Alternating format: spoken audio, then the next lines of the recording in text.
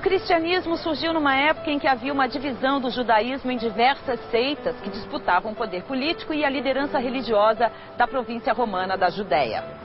Saulo foi um judeu que, a serviço do governo romano, prendeu e executou muitos cristãos. Ao se converter ao cristianismo, Saulo adotou o nome de Paulo. O cristianismo conquistou sua autonomia do judaísmo graças à defesa de Paulo aos cristãos que não desejavam se submeter às leis judaicas, como a circuncisão.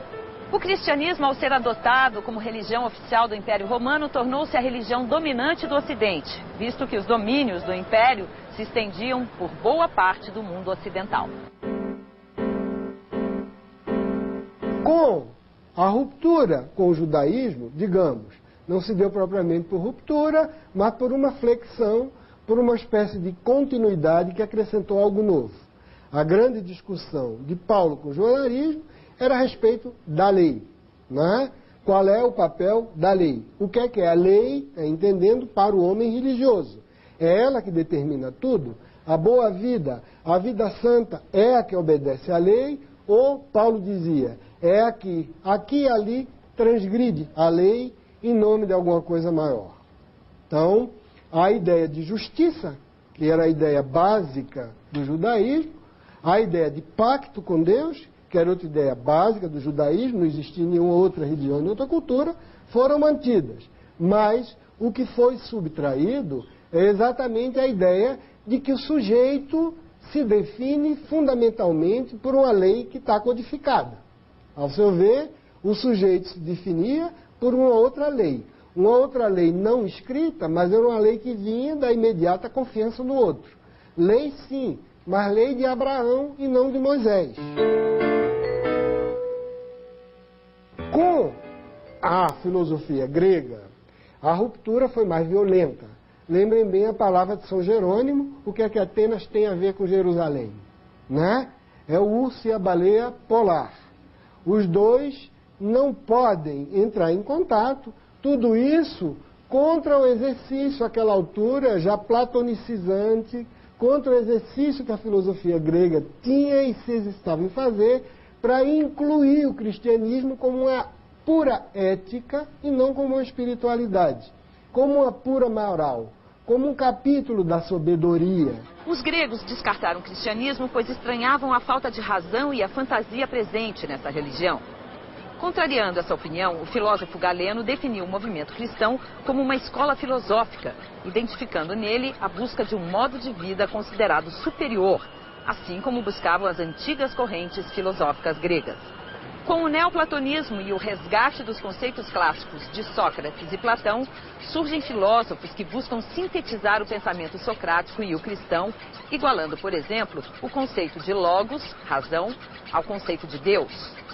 Mas ao ser adotado como religião oficial do Império Romano, o cristianismo passa a ser visto como mais do que uma filosofia.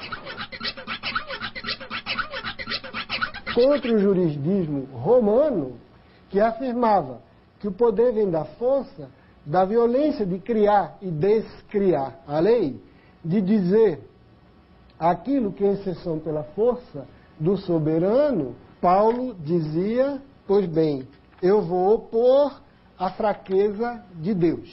Nada existe tanto quanto a ideia de que Deus é o fraco que veio para vencer os fortes. E aos fracos, está entendendo que ele se alia. E é a fraqueza que está a sua força.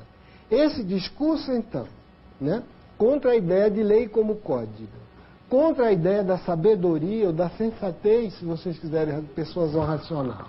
E essa ideia da fraqueza como fonte da força, tudo isso definiu o que o cristão pensava sobre a vida.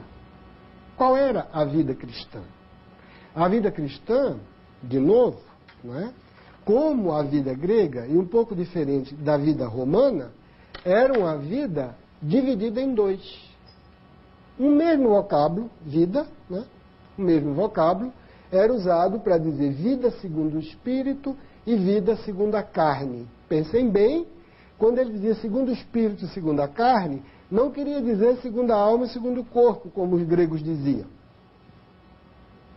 Na doutrina cristã, no que a gente pode chamar de protótipo de teologia, nessa visão de mundo, viver segundo a carne era viver no pecado. E viver segundo o Espírito era viver na graça, né? Tanto um quanto o outro iam morrer. E o aspecto que a gente poderia dizer propriamente biológico não entrava na economia, né? Não entrava na economia da ascese paulina. Que nós todos íamos morrer, que maravilha, só se a gente chegar mais depressa, lá onde devia chegar. De maneira que vida era simplesmente o exercício daquilo que eles achavam, ou daquilo que eles acreditavam, que era a manifestação de Deus. O corpo, de novo, aí no cristianismo, não é qualquer coisa como a gente costuma dizer, que foi recalcado, que foi reprimido por Paulo. Isso tudo veio muito depois.